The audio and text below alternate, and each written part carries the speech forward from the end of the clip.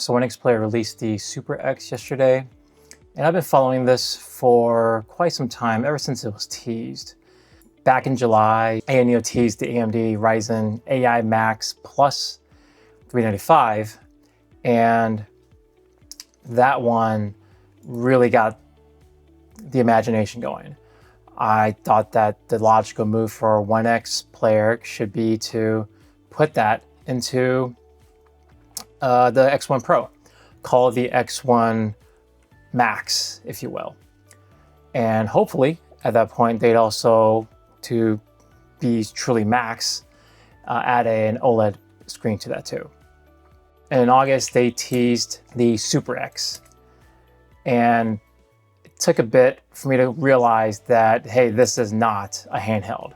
They teased it, and over the course of the months, I've been following pretty closely on its development, being pretty hyped overall, still thinking that, hey, this could be a great way of blending a 14-inch OLED panel tablet with Windows, x86 tablet, not an Android tablet, which means I can do a lot of the stuff I do on my laptop right now for content creation, video rendering, all that fun stuff, as well as being able to play AAA games. But anyways, the pre-orders went live yesterday on Kickstarter. So I figured, I've been in the OneXPlayer Discord for a while now, and I'm still seeing a lot of questions on what is this device? Is it a handheld? How long is the battery life going to be? What can I expect out of it? How close is this compared to the Asus ROG Z13, the 2025 one with the same chipset, or comparisons to something like the Microsoft Surface Pro, because that's also a 13-inch, it has an OLED. The difference there being that I think the big similarity that people see is that there's a stylus equipped with this tablet, and so naturally the Asus line and then the Microsoft with the Surface, they all have styluses, so they seem comparable. So OneXPlayer, or as they're called in China, One Netbook, they're known for their X1 line, gone as low as the 8.8-inch mini, and then more recently the 10.95-inch X1 Pro, which is using the AMD chipset, and more recently the X1 Air, which is the Intel Lunar Lake chipset. In terms of its build, it's made from CNC aluminum in terms of main housing. OneXPlayer marketing cites 1.3 kilograms, or roughly 2.87 pounds. There's also a separate liquid cooling attachment, the Frost Bay, that was shown during the Apex launch on the 8-inch handheld. So it is water cooling for this tablet, and that added module is going to be a permanent fixture. So there are two versions of this, where you have the pure air one, so its back is going to be pretty much flush. It's going to be the advertised weight of 1.3 kilograms. And then you'll have the added module version that has support for water cooling. That's an extra 70 grams. So roughly it's going to bring you up to 3 pounds. So the original RGB during the 3D rendering teaser, it said gaming computer for hardcore gamers. That line seemed a little cheesy. I'm glad to see that they changed that up. So now it's just an RGB in the back that says Super X. In terms of the battery, the Z13 has a 70 watt hour, and the OneXPlayer Super X has 85.58. There was a lot of marketing presentation about AI during this live stream. And a lot of that, the selling points here is, hey, you can run local models on this device. So in terms of gaming, it's powered by the AMD Ryzen AI Max Plus 395. That's the 8060S GPU. We've seen it in the GPT-Win 5, and of course the Z13. So it allows the NVIDIA desktop 4060 graphics levels. In terms of its display, 14-inch AMOLED 2880 by 1800, so 2.8K, 16:10 aspect ratio, gives it roughly a 242 PPI.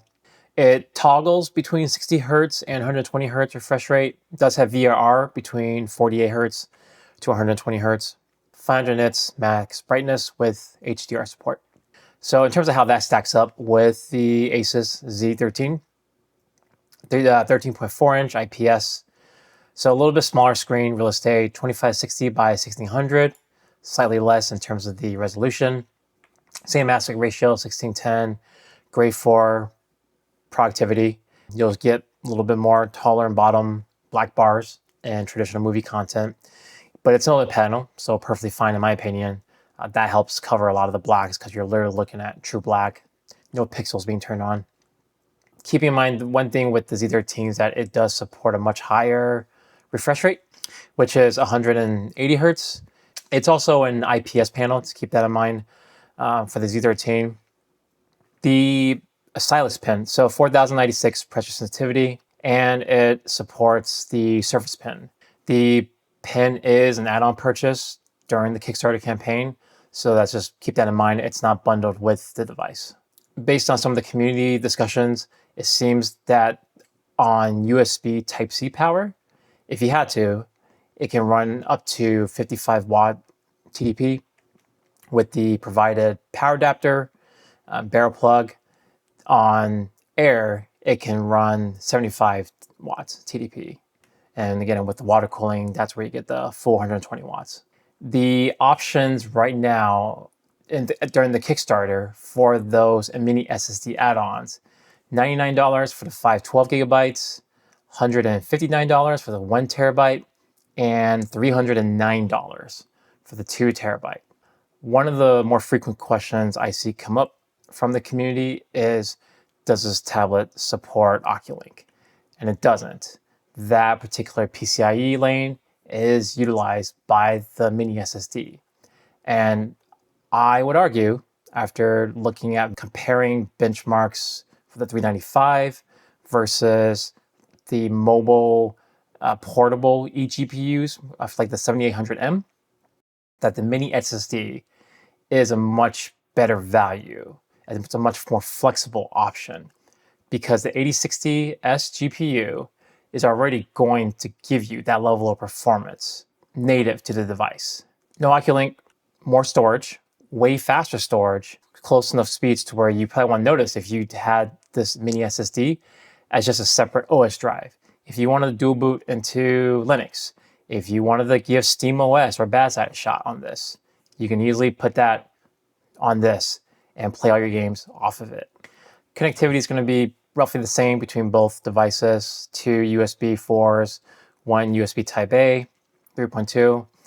They both have an audio jack, 3.5 millimeters. Bluetooth 5.2 on the Super X compared to the Z13's 5.4.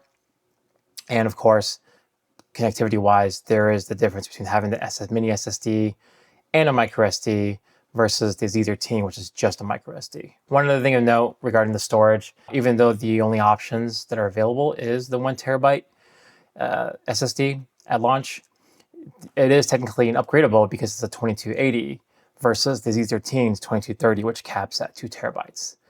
The drawback here is in order to access that compared to the Z13, which has a very convenient panel that just unscrew, open, replace the NVMe drive. It's designed that way. In OneXPlayer's case, if the user tries to upgrade it, they have to remove the back panel. So it will void the warranty if the user opens up that back panel. Just something to keep in mind. With the mini SSD, it kind of alleviates that problem a little bit, admittedly, with the speed that a mini SSD does get you up to. So if storage size is going to be a concern for you and you are seriously thinking about buying this over a Z13, highly recommend that you get on that mini SSD and get that included in your purchase. So one last look at the purchase options on the Kickstarter page. So we've got the mini SSD storage options mentioned before, $99 for the 512, going up to $309 for the 2 terabyte. The liquid cooling unit, the Frost Bay water cooling module, $199. Keep in mind the variant that has the module attachment on the Super X, that is more expensive than the Pure Air version. That doesn't include the liquid cooling Frost Bay unit. You have to purchase that separately at $199. $12 for the screen protector, $19 for the protective case. And lastly, the stylus is $59. Keep in mind, it does support the Surface Pen, so you can probably find that used for much cheaper. So that is an option if you just prefer to do it that way instead of buying the one from OneXPlayer. So in terms of the overall pricing, standard edition is going to be the all-air, non-liquid cooled attachment module, starting with the 32 gigabyte configuration at using the AI Max 385 APU. So that's the 8050S GPU, less performant, both in graphics and CPU. Still obviously faster than anything that we have from the modern current day handhelds using the Z2E or the HX70 chipset line. Same thing comparing that to Lunar Lake. So all in all, how do I feel about the Super X? Is it something that I would be buying? I'd love to if I could afford it. It's a great blend where if you spend if you have a use case of media consumption in tablet form factor, which I do already on Android tablets, and combining that with productivity, being able to use native x86 Windows applications, for me, that means being able to edit YouTube videos on the device, things like using DaVinci Resolve and being able to edit that. I can't do that on an Android tablet. Being able to play modern AAA games on the go, portable form factor. Yes, the battery is probably not going to last more than an hour when we're cranking up to 55 watts and above. But for the short amount of times I do have, for my personal use case, that's plenty. At the end of the day, if you're the kind of person that currently is using multiple devices for very specific cases, this might be a way to hybridize and streamline everything into one device. There are concessions you'll have to make, but that's just the price of having a form factor like this. And so, yeah, let me know what you think in the comments below. Would love to hear what your particular use case is if you do want to buy something like this. As we all know, the pricing is expensive for something like this. The chipset is expensive. AI is expensive, unfortunately. All that aside, from a purely device use case, if price wasn't an issue here for a lot of people, is this something that you'd be interested in? And if you are backing it, which spec tier did you pick? I'm curious on what was your reasoning behind picking a 48 versus a 64 versus a 128. Are you going to be doing local LLM models on your devices, and what kind of use cases would those be? Anyways, that's it for me. Appreciate it, everyone. Take care. I'll catch you in the next video.